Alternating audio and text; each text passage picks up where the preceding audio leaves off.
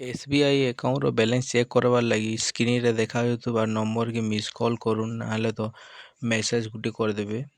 BAL ଲେଖିକିରି message କରିଦେବେ, capital ଲେଟର୍ରେ ଲେଖିବେ।